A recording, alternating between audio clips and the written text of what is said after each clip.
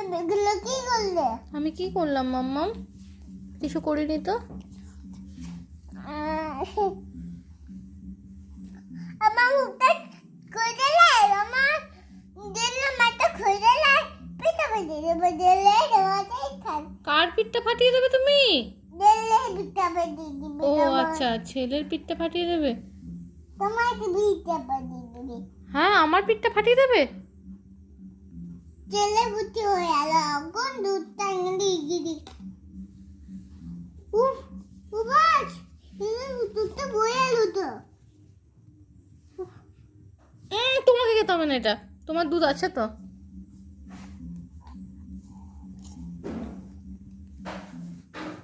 না, দুধটা তুই না। না, আর দুধ দেবো না।